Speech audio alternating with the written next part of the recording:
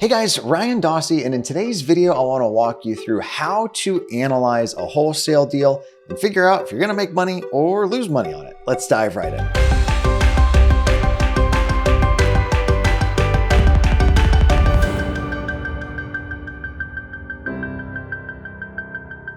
As part of the new year, you likely have the resolution, if you're in real estate or if you're following my content, to do more real estate deals. And you can either go market for those direct to seller, which we've talked about and I've personally done for the past 10 years, or you're going to buy deals from wholesalers or from folks like real estate agents that are bringing you listings. I think it's super important that we look at how to quickly analyze whether or not a deal is worth your time. Now, often what happens with both wholesalers and folks on the MLS, they're going to price something at retail and just ignore any repairs that it needs. Meaning if you buy that deal, you are going to lose money. Now, I'm a big believer that sometimes the best deal you can do is simply the one you don't buy. You can't return a house that you bought just because you realized, hey, this wasn't a good deal. Similarly, you can't unspend money that you've spent on real estate. So let's hop into my computer screen here. We're going to look at the most recent deal I have in my inbox from a wholesaler. Guys, if you follow me and if this ends up not being a deal, I'm sorry, but it is what it is. So here in my computer, we're going to look at 4 separate places. We've got DealMachine, we've got PropStream, we've got DealCheck, which is free, and we've got Zillow, which is also free. Now, the particular deal that was sent to me is this place right here on East 36th Street in Fort Worth, Texas. Now, keep in mind, I have zero context for this area. Maybe it's a good part of town, maybe it's the hood. I don't know. So that would be local knowledge that would benefit you. Now, the first thing we need to determine is, do we agree or disagree with what they said this place was going to be worth? And do we think there's even a snowball's chance in hell that this thing makes sense? Now, the information they sent over was pretty limited. You're going to put down $5,000 in non-refundable EMD. You're also going to pay all closing costs. If you've got an agent, you have to tack their commission on to whatever offer you're going to give them, and you're not allowed to market their properties, which that's fine. I'm not a fan of daisy chaining. They said this particular place is estimated ARV at $170,000 and they want $125,000. It's a 3-bedroom, 1-bath, 732 square foot house built in the 50s. Now, I do just want to point out, if you have MLS access, that is going to be the best data source by far. A lot of states are non-disclosure states. I believe Texas is one where real estate agents aren't reporting to public records what that property sold for, which means some of these free and paid tools like DealMachine, PropStream, and DealCheck don't know what the property sold for. So often they're going to take the last listed price and they're going to say that's what it sold for. But if you've been in real estate, we know that that's not necessarily the case. Oftentimes prices are listed for here, the offer comes in here, and they want all kinds of concessions or kickbacks from the seller in order to even get the deal done. So if we're using potentially flawed data up front, we just want to know that, take it with a grain of salt, and check with somebody who's licensed before we make a $125,000 commission.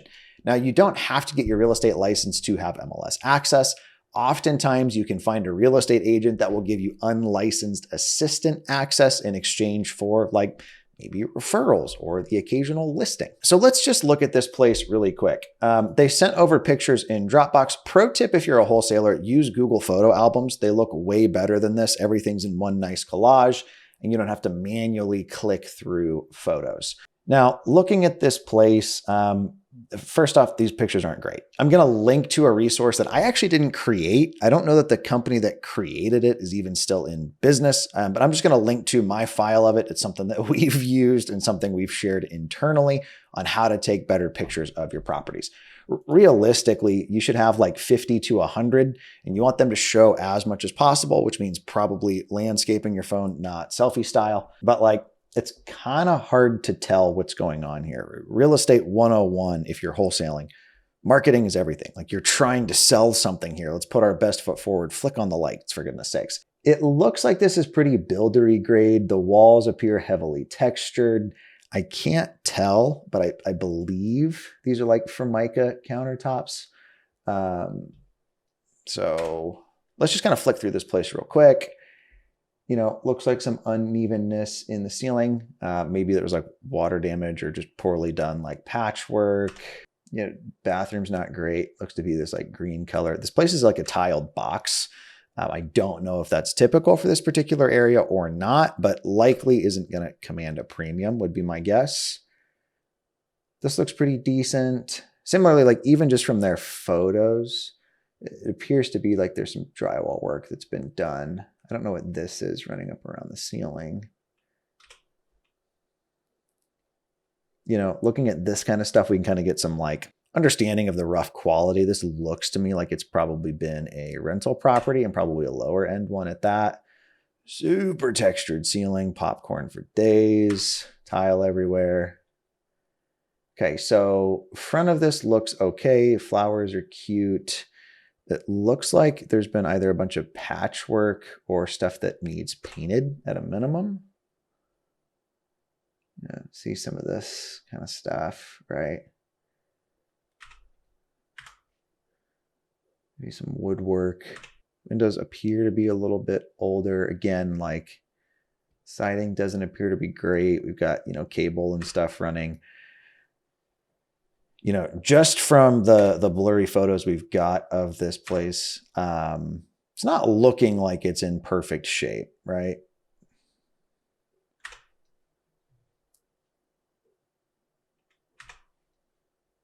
It's kind of hard to tell what like actual full-blown scope of work would look like on this place, but like clearly there's some concrete work that needs to be done.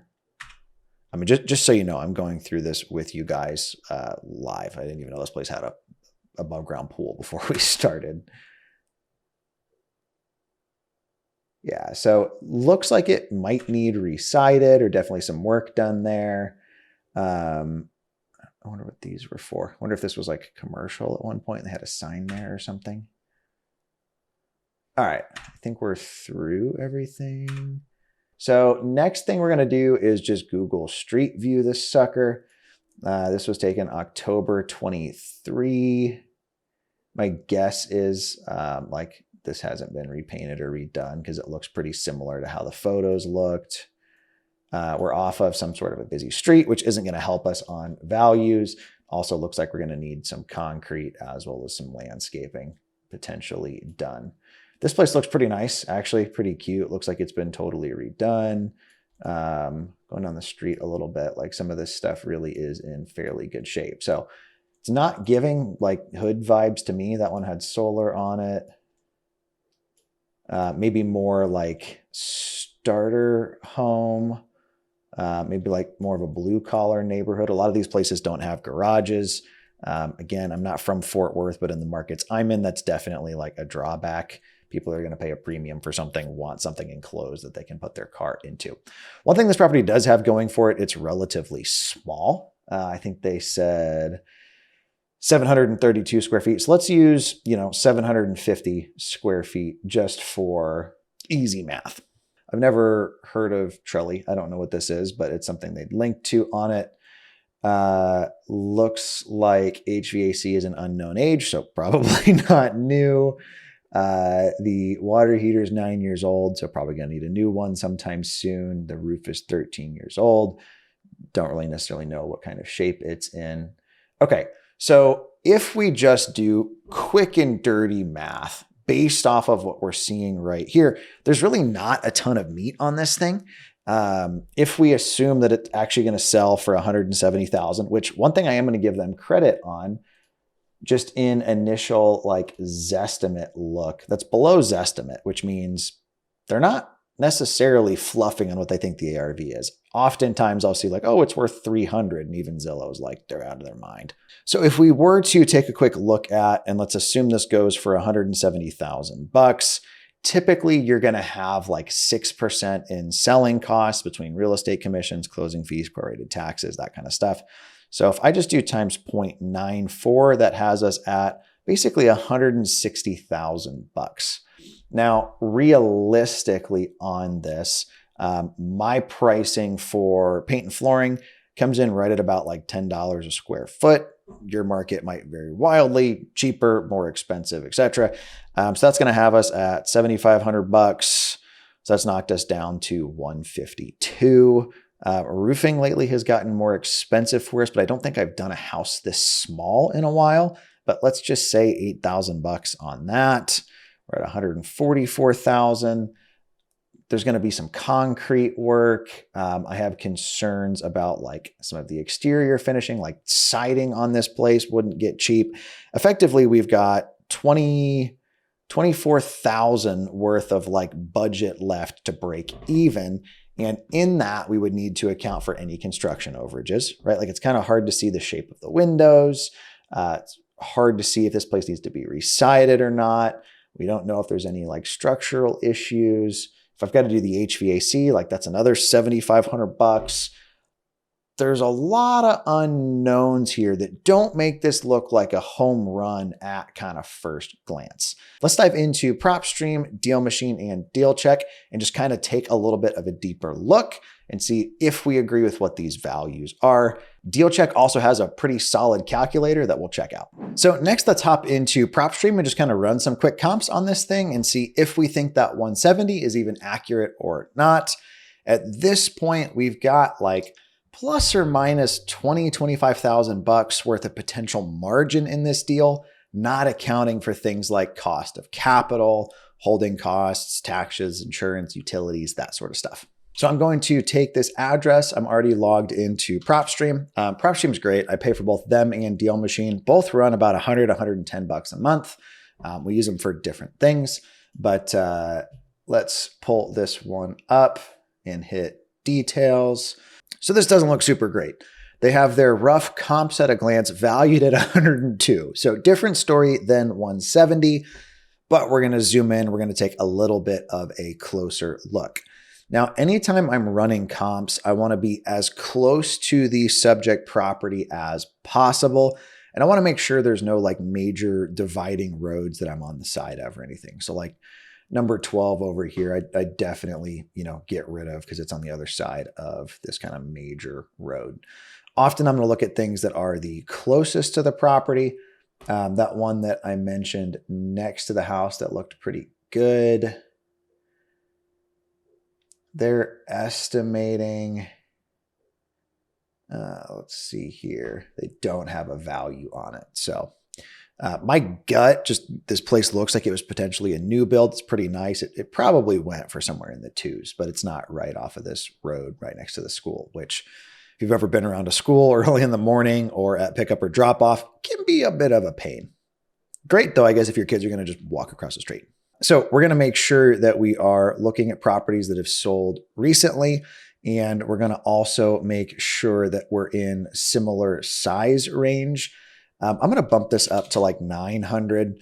I'm not going to bump it up to over 1,000 square feet because the appeal between a 700 square foot house and a 1,000 square foot house is pretty different. The next thing that I'm going to do, I'm going to try to back the distance in a little bit. So leaving it just at 0.5, if we go in super close, we've got kind of these three places. So the house across the street actually sold, which seems like it would be a pretty accurate comp. That one, it says, went for an estimate of 127,000 bucks. Now it's possible that that one sold, as is off market, went to like a cash buyer, so had to sell at a discount. Like that's totally possible. Actually doesn't look all that different.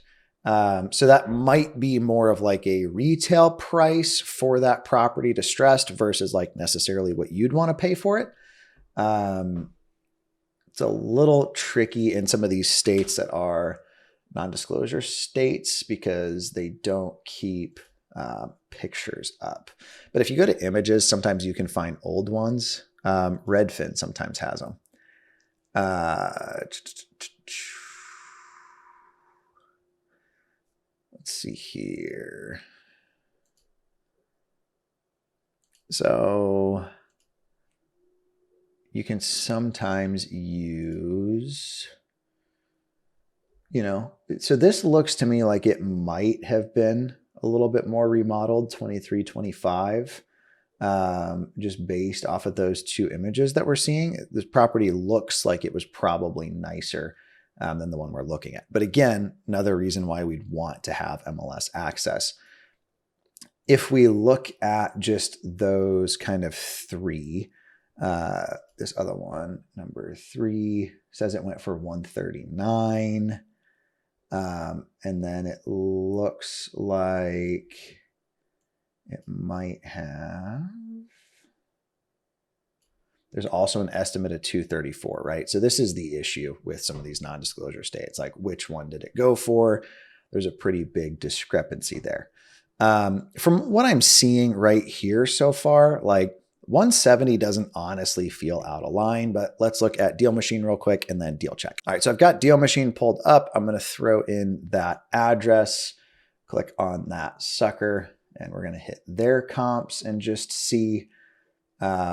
They also have a pretty wide range from like 160, 130 to 224.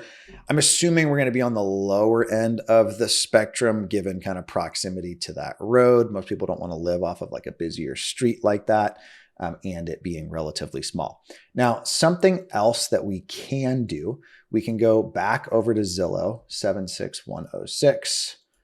We can throw in 76106, the zip code. We can hit just for sale. And we can go lowest to highest. So looking at kind of what the current competition is. It's typically a good sign if they don't have a ton of pictures, like this place is pretty distressed. It's priced at 140. This one we really can't use as a comp because it's like twice the size. Here's a good example. This is a 2-1, about 700 square feet. Their pictures aren't great. Honestly, this thing ain't gonna sell. Not for 170. They've already been cut in price. This one's at 174 and is a larger house. Siding looks really nice in comparison. I wonder why there's no pictures of the inside. It could be that it's a rental property.